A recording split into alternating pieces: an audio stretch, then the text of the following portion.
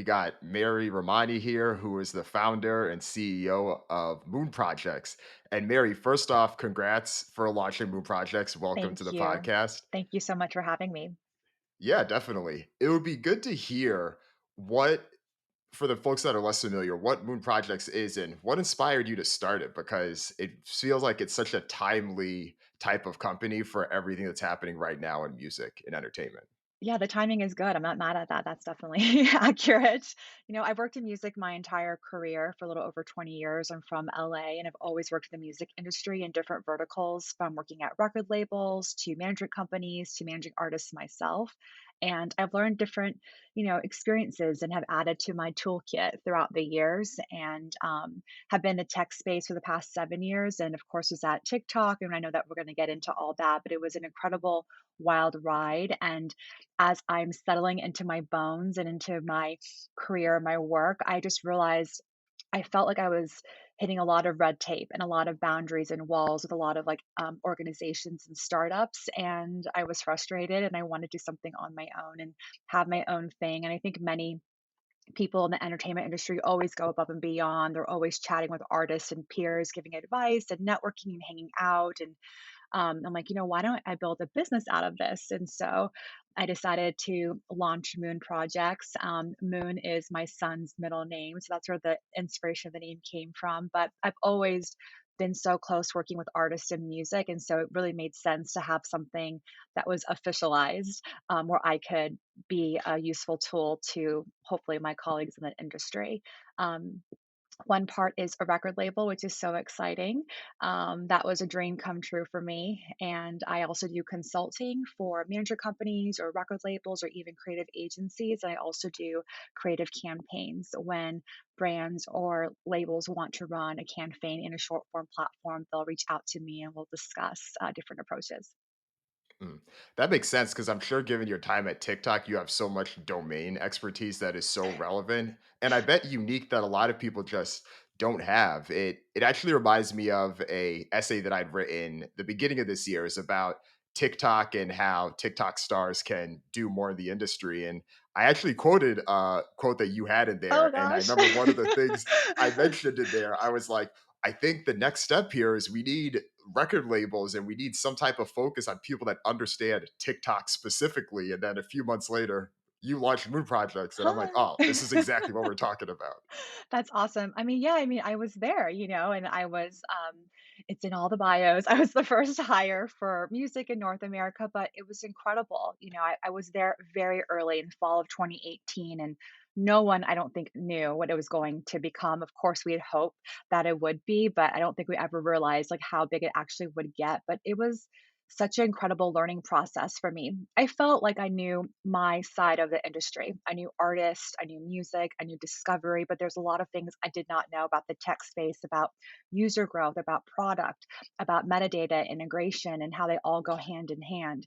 And it really was fantastic. And then as I kind of built my lane and the company built their presence, a lot of these agencies and consultants started popping up, like offering the best tips and guidance on how to go viral, how to become successful on TikTok. And a lot of us internally are like scratching our heads, like, how do they know the secrets? They don't, of course, and they still don't. A lot of it is Googleable, a lot of it is like assumption. It's really fun to watch content where users will talk about how to break the algorithm or how to go viral and how to make a trending sound. And some of it is accurate and some of it is not, of course.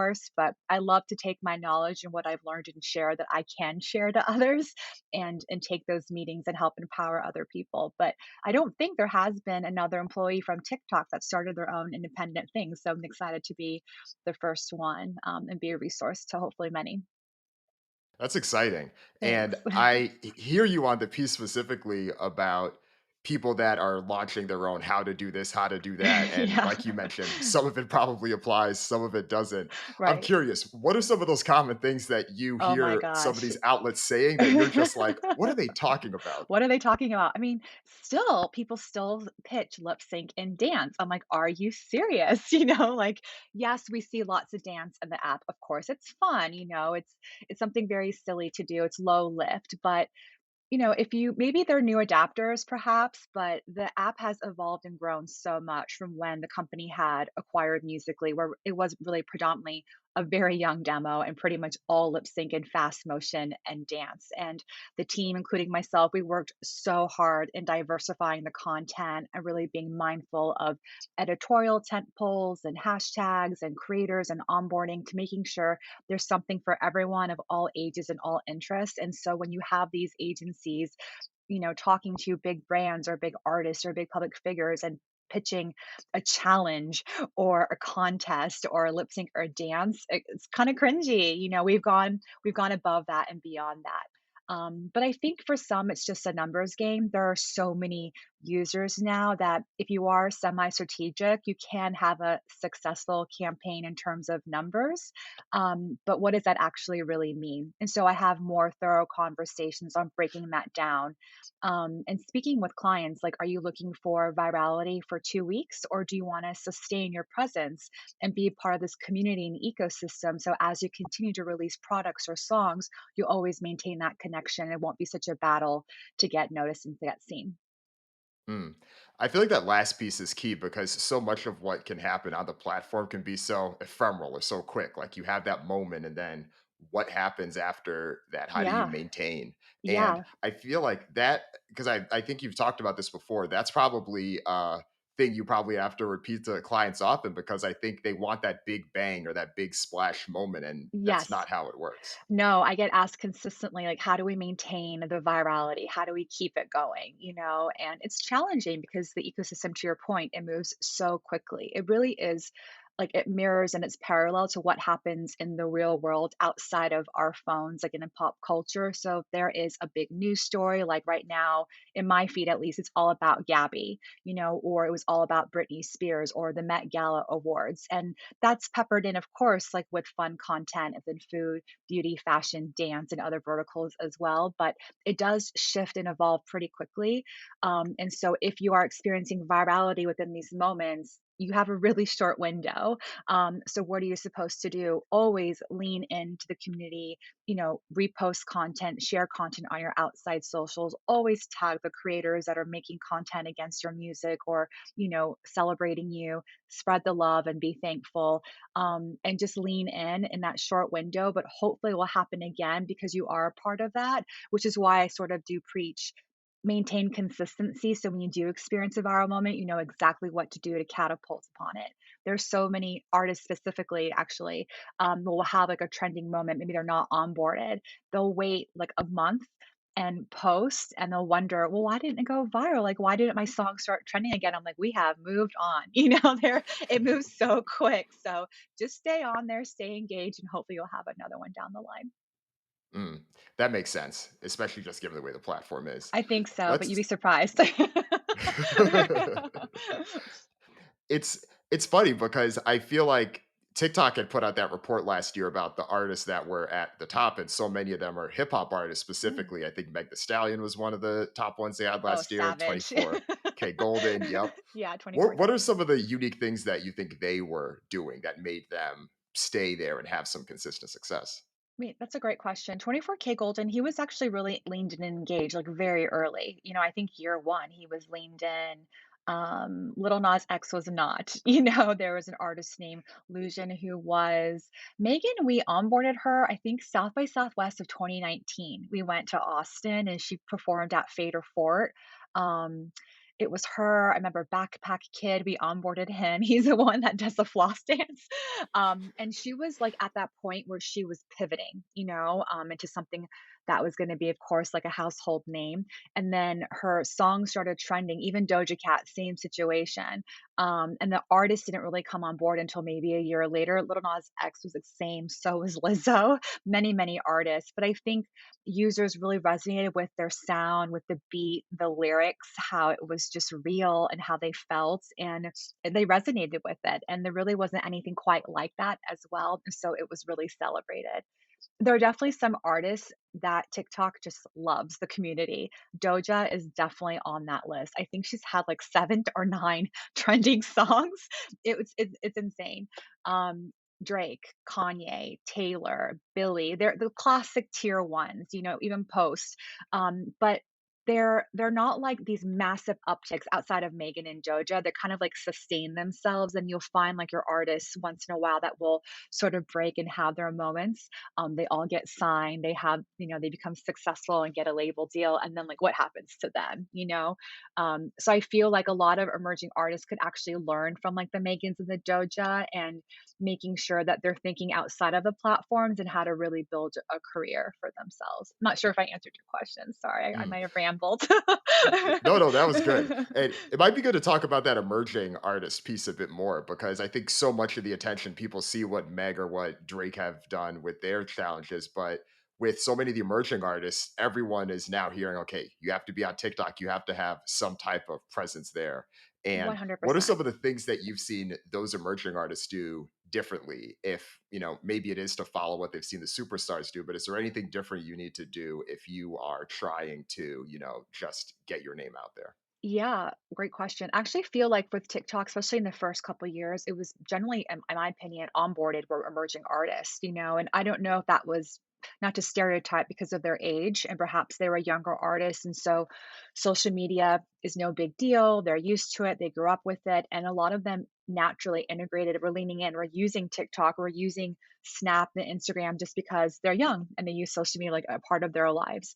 With more established tier one or tier two artists that perhaps had their heyday a decade ago, it was a lot more challenging in getting them to relax. I can't even tell you how many artists insisted on being in full glam to make a TikTok, and I'm like, no, it's the opposite. People want to see you with no makeup and your hair a hot mess, and all that. They want realness, but it's challenging to penetrate that narrative to an established artist when they're so used to traditional promotion. But I think a lot of emerging artists leaned in once they saw what was happening with these emerging artists and how they're becoming superstars and their songs and trends are being celebrated. They're like, wait, like we want to be a part of this community too. And so they all came in after. But the narrative in terms of like best practices is really the same, like being consistent, being yourself. When you have a trending song, share it, celebrate it, recreate the trend, and just connect. I think Lizzo does an incredible job of this. Like, she does pepper in promotion here and there, like rumors coming out recently. Like, she did a few videos about rumors, but she really, the bulk of her content is not about her music or about, using my sound. It's about her just having fun and being silly and doing these food trends and dance trends. And I absolutely love it. Nice. Yeah, and I imagine that the emerging artists specifically are the ones that you're working with the most closely, or the ones that could be potentially signed to your record Yes. label. Yes. Is there an ideal profile or an ideal type of artist you're looking at, or what are some of the metrics and things you look for? I honestly listen to my gut a lot, and it could be my age because I also grew up without, using a lot of data. When I was at working in these tech companies, including TikTok, a lot of my colleagues would say, "You're very creative," which meant like I did not look at data, And I'm like, I come from the music industry where we follow our instinct and we go by a vibe.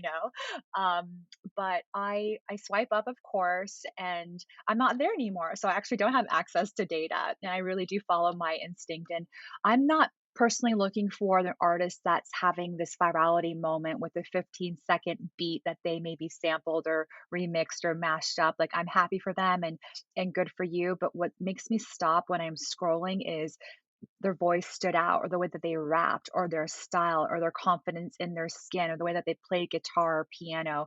I'm looking for musicians, and there are so many of them on these platforms. The problem, not the problem, I guess the issue could be for some for discovery is that they don't have trending songs sometimes. And so they're not getting discovered. But I do think the industry is getting better and like digging deeper and deeper underground into the layers of TikTok and all these like alt worlds and finding those artists and taking them up. And honestly, I really feel like everyone will have virality if they are consistent. Like, I've seen it time and time again. I can't tell you how many emerging artists I've reached out to, and in a month, 3 months, 4 months, they all have a trending sound, and then it becomes a bit of a race to see, oh, who's going to sign them. Um, I wish more artists would actually utilize these platforms to try to get seen, especially us like being in the pandemic. depending on the genre too, some artists don't work for social media and you would only see them live. That's how you get to know them if they were to go on tour and do traditional promo. And so, like, where are the bulk of those artists? Like, what are they doing? And I would love to see them on these platforms so we can empower them and discover them and elevate them. But they have to get active to do that. I'm sure that's refreshing for artists to hear, specifically about the fact that you are still relying a lot more on instinct. Because I think right now, so many of them think about TikTok and the numbers and the analytics, and they're like, okay, I need to do something in order to make sure that I am getting seen on the algorithms. I'm getting seen on this because they assume that all the record labels are just looking through all of their data that's just showing, okay, who are the people that are trending? What are the songs that are getting the most X, Y, or Z hits? So I think They are. artists are probably good. So I'm sure it's a mix, right? It's not solely independent of those things, but yeah. No, definitely. I mean, yeah, there are, and I have definitely reached out to artists because they have experienced some kind of moment, but I like the sound, that I'm like, oh, I find out the song is like 10 years old and I get to know the artist. I'm like, do you have anything newer, that I can listen to? And they don't. But they still have labels that are interested in perhaps like, re-releasing that track because they could monetize from that. And I understand that that's the business side of things, but does that work for the artist? Is that fair to them for them to give up rights of a song that's so old? To have a label now take that check for what? They didn't do any of the work or promo. And it kind of goes back to your like one of your first questions, like how long do these trends really last? And so if an artist is having a moment and now a deal is getting done, are they going to have another moment? At that point. And so what was the point of doing that record deal? Which is why I asked, like, well, do you have other tracks I could listen to? Because I'm thinking big picture and long term, but not everyone is thinking that way. So I do get a little bit, I kind of step back from those artists in those moments because I don't think there's anything long term there, unfortunately. That makes sense. And I imagine too that with some of these artists, I'm curious, what is it like about those rights conversations? Because there's plenty of artists that still want to get signed. But I imagine on the flip side, there's probably artists that you may see that would be perfect and you feel like you could help them level up, but they might be like, okay, well, I have X number of followers, I have this, I have that. I don't want to give up anything. Let me continue doing what I'm doing. How have those conversations been? I get it. I think like artists should take their time. It's like dating. You need to get to know your A&R person, all the A&Rs that are reaching out to you. It's like, oh, I'm being courted. And it's probably an incredible feeling, especially for an artist. And you're like, oh my gosh, like this is what I've been wanting is getting the attention of these major and like really cool indie labels. But get to know them and don't be afraid to ask questions. How do you envision my album or how do you envision the plan of my releases and for the next 6 months or for next year? How do you plan on developing me? Do you have any other artists signed that are similar? And if so, like how would we compete within each other when opportunities come in? I think sometimes artists get a little bit nervous and anxious to ask those questions because they feel like maybe would turn off the other person or they may get not want to now do the deal. But if they like you and they want to work with you, they're happy to go above and beyond. I know I've done it and many others have done it as well to kind of try to close the deal. Um, but you have to just support them and hope that they make the right decision. And I'm always try to like stay in touch and be like, how are you doing? And give good guidance and advice. And, do you have good management? Do you have a good attorney? Making sure they have a good community that could really help them and protect them. Sometimes, though, the opposite happens where there's so much potential with an emerging artist and that actually them signing with a label could actually help them take them to the level that they need to be at because they'll have those resources, but perhaps they do have bad management that's telling them to try a different route or go their own way, which isn't a bad thing, but you have to consider your options as well and see like what's going to actually help you in your moment because you have to kind of strike while that iron is hot too. Otherwise, the industry will move on. There are plenty of other artists they could look at.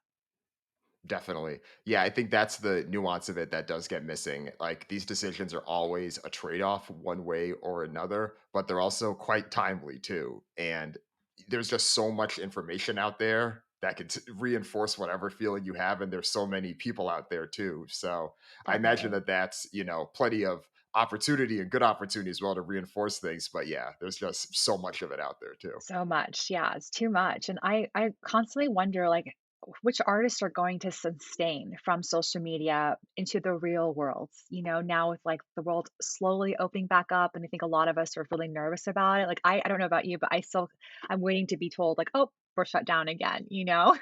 But a lot of festivals started again this summer, and as we saw, like, it was big names, and big names from even a few years ago, and not, even current artists. But what about all these new artists that we've been listening to, and have been discovered from these platforms? There weren't that many that were integrated into traditional music opportunities, and so artists have to remember that it's incredible that you've had virality and notoriety on these platforms, and you have hundreds of thousands, if not millions of followers or views.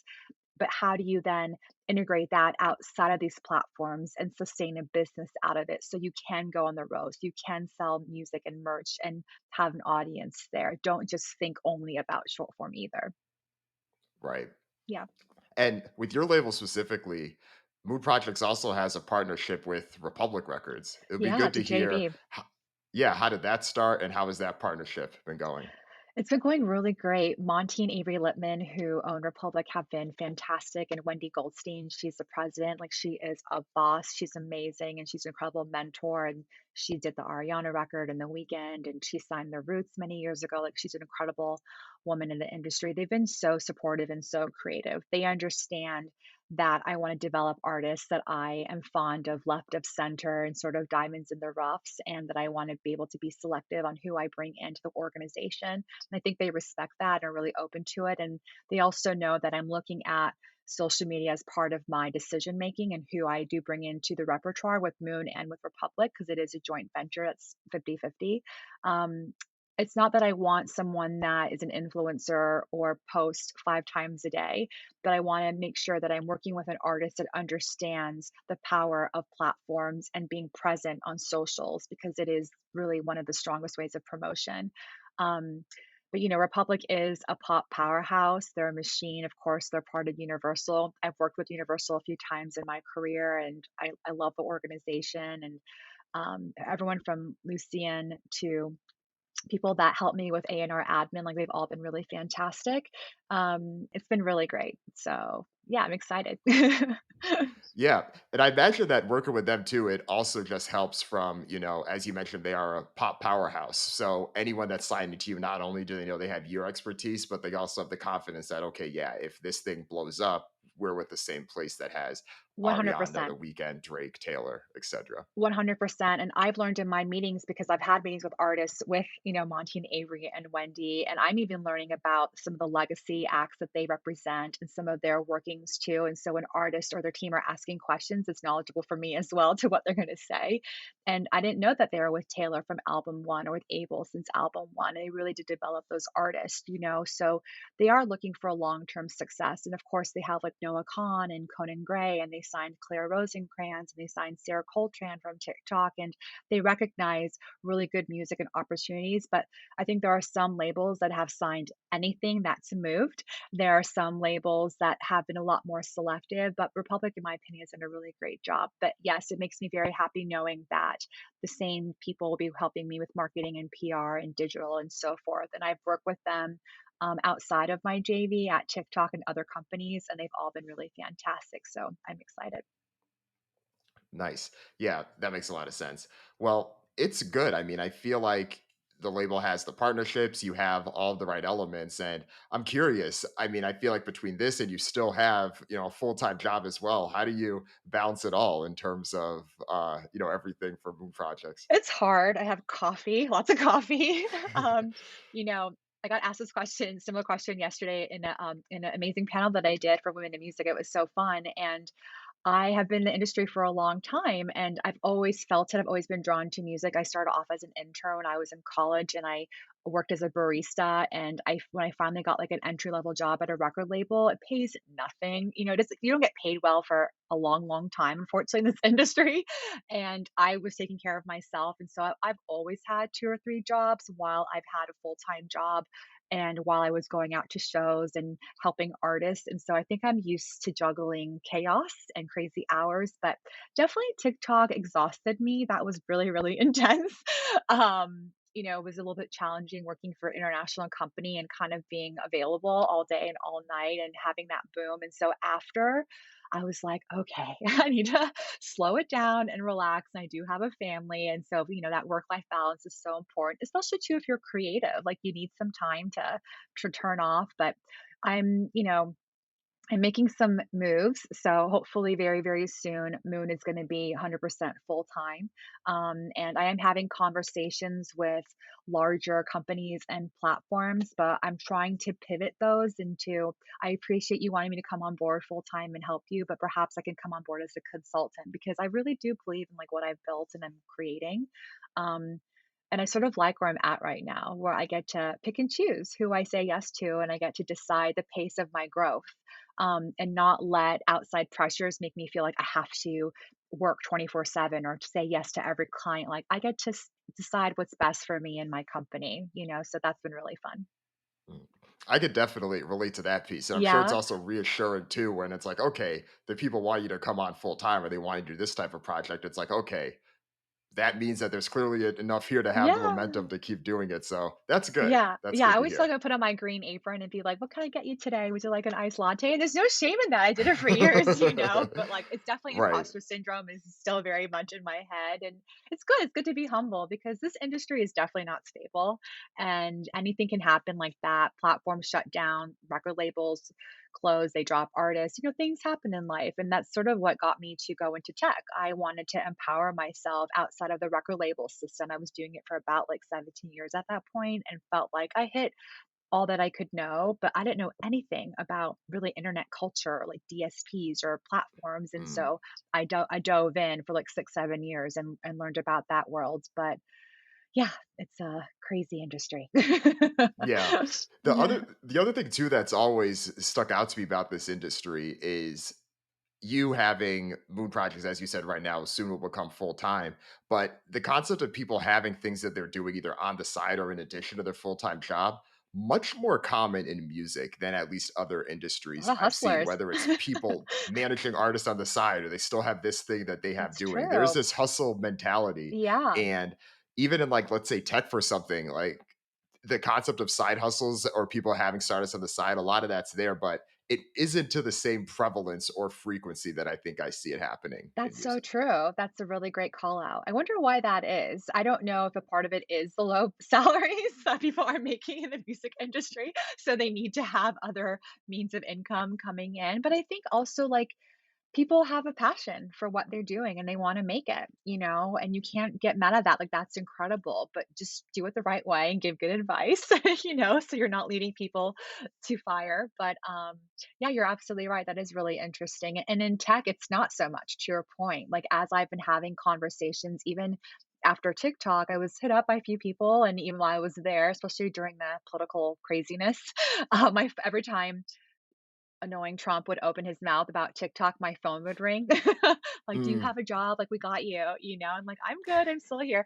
Um, but, a lot of tech companies don't like carve outs. They don't like you having a side hustle, having your own business. They want you to only focus on their organization. Of course, that makes sense. I get that, but I was like, I wanna do what I wanna do, and I have a lot of passions and interests, and I don't wanna be boxed in within a organization, and so that's where also the company came from too.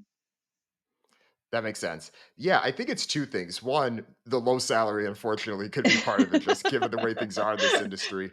But music is also ahead of the curve in so many things, whether it's technology or streaming or adjustments in how people are compensated and new business models. I think what happens here, you see end up happening years down the road, whether it's in tech or film or TV and other things. So I do think music often ends up being ahead of the curve in some things too. So I think that might Absolutely. have something to do with it. Yeah, absolutely. Music is fantastic. It's our love language. We all connect through music, and the world would be so much, gray if we didn't have songs to help us feel how we feel. But when I was working for various startups after I left Capital, a lot of I would ask a lot of like the founders and executives, like, why did you choose to do a startup in music? And they would always say it's the number one avenue for growth and for interest with investors, but a lot of investors felt like music was also a cancer, for lack of a better word, because it is quite a risk and a gamble. You don't know what's going to stick. And we've seen that with artists, right? Sometimes they release incredible records, but it's just not what's happening in the ecosystem. So it doesn't resonate.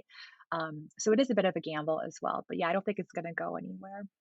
What are your Yeah. favorite platforms? I would love to talk to you about that too, Yeah, for sure. So, Dan. I mean, I TikTok is one of the things that I have not spent nearly as much time on. No? I'll do it more so as a casual person, like scrolling through. And that is the one thing that I think TikTok did well more than any of the other platforms. You don't have to think about the engagement. You can just scroll through and see things that are naturally going to attract you. So I do like that a Yeah. lot. Yeah. Um, I'd say on the flip side, though, so much of what I end up doing, at least for growing Trapital and doing so much of what I've done has been on some of the more stable and longer platforms that have been here, whether it's Twitter or LinkedIn. I feel like from a B2B perspective, it's been pretty good to be able to like reach those and then help establish a voice and spread awareness for anything, whether it's a newsletter or a podcast. Like those have been good. But I think even for me as well, as these platforms become more mature, that's going to be the next move, right? What does it Yeah. look like there? And then more broadly, what does it look like with Web 3.0 and some of these tokens and NFTs and things Oh like my that? I gosh. think so much of that is nascent, but we're still scratching the surface for sure. Yeah, for sure. I mean, Dogecoin, I mean, I was guilty. I definitely went on Robinhood and bought BlackBerry and AMCs because I was with the trend. I'm like, okay, it's $100. It's fine. Did you make And money? I think I make money sometimes, and then sometimes I'll check it and it's like hardly anything there. And then like after a few days it goes up, but not a lot, not enough to like cash out or do anything. But I try to like view it as like just like play stuff, like it's a game Hmm. essentially. Um, but yeah, no, there are so many platforms, and this is like a frustration too. I mean, how do you advocate for being consistent on social media when there's constantly new platforms popping up? And how do you say, well, this is the one that's most valuable, that will get you the most reach? Hmm. There were so many artists and music that has come up from TikTok. But it's just subsided a little bit the past like few months. This past year, I asked even a friend there if they felt the same, and they did. Then I was like, "Why do you think that is?" And when I was there, there are like cycles, natural cycles that happen this time of the year. Holidays are approaching, like the ecosystem does like kind of shift naturally. But I think also congestion. There's just so many people on there now, and so like Hmm. to your point, a lot of these emerging artists that were popping up in the first year and a half, we're not hearing those stories so more. Perhaps they're getting suppressed with cooking content or fashion content. So I think artists need to make sure that they're hitting other platforms as well, always in parallel with whatever is a hot new Yeah. place to be. Yeah, definitely. It's like this balance because there is so much power and value in having one platform that you're solely focused on, right? Like Yeah. even someone like a NBA YoungBoy, what he's been able to do on YouTube and how that's helped him out has been so impressive. But you still need to have your feet in all these others to make sure you're not missing on a wave because you never know what could happen. It's almost like this 80-20 split. Like if Yes. 80% of your time is on one, can you split the other 20% between the other however many there are? Yeah, definitely. I mean, it's challenging, but I think if you're a public figure, if you're a creator, if you're an artist, you just have to view it as part of your day, and capture content and have a calendar and just slice up things. It will work for TikTok, it will work for Instagram, it will work for Snap and for YouTube. And to your point, like don't abandon the other platforms, because they're all competing with each other, and they're all definitely competing with TikTok. Mhm. And so it'll be interesting to see what happens next year, if someone else is going to come out on top or not.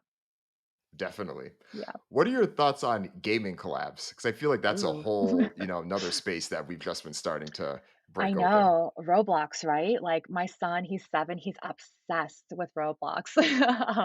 And they've done some few shows. They did a show with 21 Pilots, they had a show with Lil Nas X and Ava Max, and my son, I think, has good taste in music. I mean, he's still young, but, like, I think it was maybe a month ago, he's like, "Mom, is it okay if I play Fortnite because Ariana Grande, and it's gonna be Aw. on there?" And I'm like, "What?" I was shocked, and I'm like, "Do you even know who she is?" And he didn't, but that's really good marketing, right? My child is telling me about Ariana Grande on Fortnite, and I feel like it's definitely now and it's definitely tomorrow. I mean, gaming has always been huge, and gaming and music has always been together. I mean, Rock Band was massive. How many years ago was that? And even like what's it called? I brought it up yesterday as well. Is it not Call of Duty? Grand Theft Auto with the Yep. racing. They would incorporate so many great like hip hop and rap songs and rock songs like in their videos and games. And it's sort of like subsided. And now you have like AR, VR and the metaverses and everything. But I think artists should lean in, whether it's using Discord or doing going live on Twitch more. Lean in into these platforms that maybe have their niches in gaming because they also want to diversify and try out different verticals as well. So they're going to reach out to the ones that are using it the most, to try new things with. So it is super interesting. How do you feel about it? Yeah, I think that gaming is almost similar to music. It's one of these places that is ahead of the curve as well. And I think so many things in gaming are now becoming more commonplace in this broader creator economy, whether it's tipping or live streams of like watching me do this or having these personal sessions. I think Twitch did this really well, and all these people with these esports gaming leagues have been doing this. And I think we're starting to see more artists tap into that. Yeah, So I think it's gonna be cool to see who else can continue to make moves there. I mean, I think folks like Lil Yachty have been pretty he's big so there and doing funny. his thing. Yeah. Yeah, he's great on TikTok too. He's a great personality. I remember one time we called him for a meeting and he was late because he was sleeping. It was awesome, and he took the call from his bed. My colleague was like, "Look, I'm talking to Lil Yachty while he's in bed." I'm like, "At least you're talking to him. Like he's taking it serious, you know."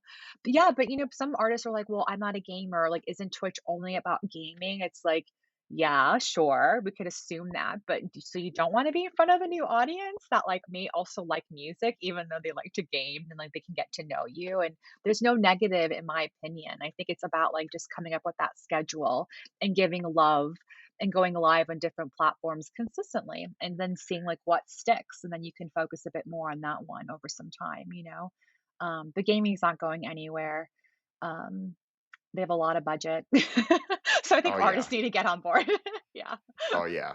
Yeah, Yeah. the budgets are high, the monetization opportunities are high, and, yeah, I know that people may look at, okay, the Travis Scott or the Ariana Grande experience and be like, "Okay, those are the superstars," but there's so many other ways to get involved. There's so many other things to do that are not even at that top tier.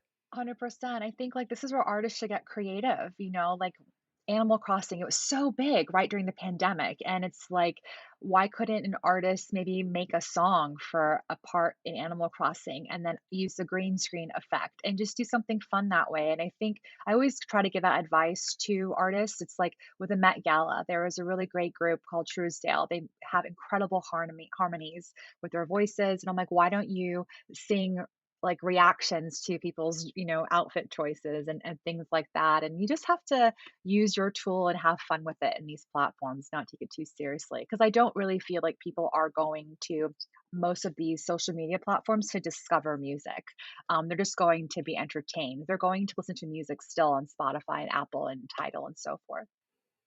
Right. And that's a good point too, because I think that that's something people miss. They always think they need something that's music related, but no, this is a personality driven thing. This is one thing that I think that Saweetie does well. She's still Yes. releasing music, but she has all of her ways to interact, or whether it's the McDonald's thing, or I think she's I doing had it. It was some good. Netflix related thing too. Oh, you Yeah. did? Yeah, of course. I like McDonald's. I'm not a snob. Yeah. Their french fries are the best. Come for True, me. Tell me that true. you The don't like French their fries are french fries. amazing. And their breakfast. Yeah. No, I know. She had a really big glow up. That's fantastic to see her have a meal at McDonald's. And there she has a trend right now. I don't know if you've seen it on TikTok where it's like sort of this avatar of her, like from a performance. And she's like, come on, let's go. And people are just using that audio to make content creation. It's great. But yeah, it is personality driven, absolutely. That's great. That's great.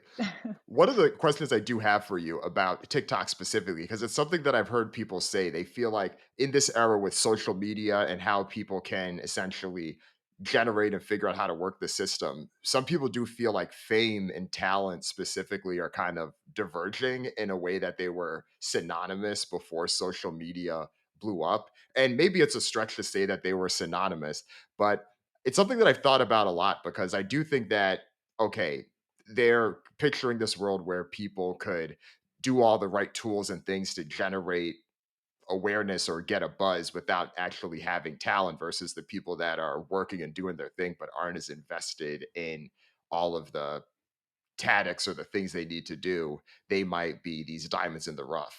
But it's something that I'm not quite sure about. I mean, I still think that the fame does hit the people that do have the talent. But what's your take on that and what you've seen in It's a the, really good especially in the past question. few years?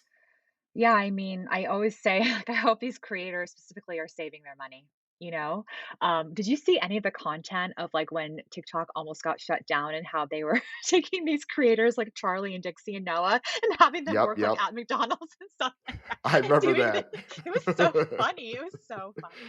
But I think we all have that sentiment, right? It's like, what are you gonna do if this shuts down? So is there substance there? And I think these platforms have catapulted people to maybe where they envisioned and hoped to be in like 10 or even 5 years, but maybe they're not ready. You know, Addison was supposed to perform at iHeartRadio. And I thought it was incredible that she pulled out and just said, honestly, I'm not ready to perform. I don't know if it was her first like live performance, but I respected that so much because even working in the music industry, we have signed so many artists and they've never played before, performed before. And we're always very nervous about it. So to have someone have their festival be a first one, I hope there's substance. We'll see, like, in 10 years if some of these creators will be on these, like, VH1 reality shows. Like, I wish everyone well and the best, but you have to think about how to constantly evolve your brand too. So now you've gotten millions upon millions people's attention. How are you gonna sustain that? How are you gonna have retention, you know? And don't be afraid to say yes to opportunities and because who knows how long it's going to be, but if you really do want to do something bigger and greater outside of like just making content, go for it and do it. And don't get stuck in like, oh, now I'm not so viral or so social media famous. Like, it's okay. Like, you had your moment and now you're working on these opportunities. It's okay to be hidden sometimes too and be behind the scenes as well, you know? Mm. That's a good point that you mentioned specifically about Addison Rae because I think that I actually didn't know that she had pulled out of the festival. Yeah. So that's good to know. And Yeah. I mean, I think as well, like at some point the market will respond. I know that she had the Netflix movie He's All That, Yeah. and that was a big deal. But I think it's one of these things where people are going to respond one way or another based on how they feel about it. And I'm Yeah. sure that, she has a, career in front of her, definitely, regardless of how she 100%. goes. I think But so. yeah, yeah. There's always gonna be those diamonds that stand out, right? Because they just relate. I mean, I've seen interviews about with her and with Charlie and Dixie, people ask, "Why do you think you're so famous? Like, why do you think you have this many followers?" And they go, "We don't know. You know, we don't know it was why it was us versus all the others." And perhaps it was something as simple as just their vibe and their energy resonated with people. And then they get haters for that. It's like, there's something for everyone, and maybe they're not for you, but they're for a lot of people. But yeah, Addison, that movie got mixed reviews, I'll say to be nice. I watched some of it and I couldn't really finish watching the rest, but they then Same. offered her a deal. They offered her a movie deal after that, and so I think for Netflix, it was a really smart decision. They're not thinking, yeah, they got really great ratings and maybe they're not so worried about the critical aspects of it, but they're happy with the numbers and they're like, "It's working, so let's do more with her." Um, Right. but And yeah. that's the thing at the end of the day, right? It's the numbers. I mean, I think there's so many Netflix shows that so many of us have been like, "Oh, how could they cancel that?" But then when you think about it, yes, you understand why. Like Yeah, they already had the viewers there, and if Addison's going to be a trending number 1 because people want to see right. it regardless of how good or bad they hear the movie is, they're going to watch it. Exactly, can't get mad at it, it is what it is essentially, so yeah. And but, it raises a good question. Not everyone is meant to be a star. So, just because my video went viral doesn't mean that now I'm a celebrity or should be a celebrity. And so I think when brands and the industry, record industry needs to do their due diligence, and I'm sure that they are, like, okay, do they have their heads screwed on straight? Like, is there actual talent here, beyond what we witnessed on a video? So, yeah, it's important to do your homework too. Definitely, definitely. So I know we're getting to the tail end, but now that we're talking a little bit about video and just Netflix and that type of area media, it would be interesting to hear if Moon Projects has any future thoughts about what that could look like. Because I think similarly, if you are citing artists, and let's say it is someone like an Addison or whoever, there are going to be potentials for whether it's Netflix or Amazon or some of these other video streaming folks that are going to be calling to be like, hey, how can we collab on this? Yeah, I mean, I'm happy to talk to them. And I've had chats with some big platforms. I love partnering artists emerging or tier one with different brands. So, like you mentioned NFTs, which I'm still trying to wrap my head around. Like, I understand it a little bit on paper, just the very, very high level. But I can't explain it to you so much. But I'm happy to put a high profile manager in touch with a new NFT company to see if there's a collaboration in place. I'm happy to chat with a beauty company, and I do this currently, and they're looking for a song to use when they want to do a campaign in Instagram or in TikTok. And I have access to so many incredible emerging artists. And then those artists could also be in their content creation. They can get a nice paycheck out of it. So I definitely love doing essentially artist partnerships or brand partnerships. And that was part of my roles at some companies too, because you can't just think one way, you know, and I think record labels, of course, have done this from having their 360 deals and being involved in releasing documentaries and merch and unique collabs. You have to figure out how to monetize in different verticals because it's not all about streaming sales, especially when touring stopped last year, which I think why we saw a lot of like really incredible artist brand endorsement deals, like with Sweetie and Travis Scott with McDonald's too, J Balvin. I don't know if those artists would have done it maybe if the pandemic wasn't around, perhaps for a different paycheck too, you know? True. So I think a lot of artists release albums only to tour, and so when touring was gone, you know, they're like, "What do we do? How do we make money?" Um, but yeah, it's an interesting space. I do think a lot of the platforms will maybe evolve into a more of a shopping experience, a little bit more integrated. Nothing new, of course, like in selling merch, but sort of this like QVC for Gen Z vibe. Mm. I've been reading articles how in Asia, a lot of, everyday people are using their social media platforms this way, just like kind of selling their clothes, from their home in real time. And so I could see more of that happening here at home. Yeah. I think so, especially just with TikTok and how things are integrated. I know that Instagram has been trying to get all over this. Yeah. Oh yeah, they're The really going to double down in shopping. Yeah. yeah, the modern day QVC for I know, sure. modern day QVC. I'm not mad at it. I'm interested to see how it will happen. I know, it's like sometimes I want us to get out of technology, out of our phones, but I think this is just the climate that we're in right now, so we have to embrace it and choose how to utilize it that best fits us.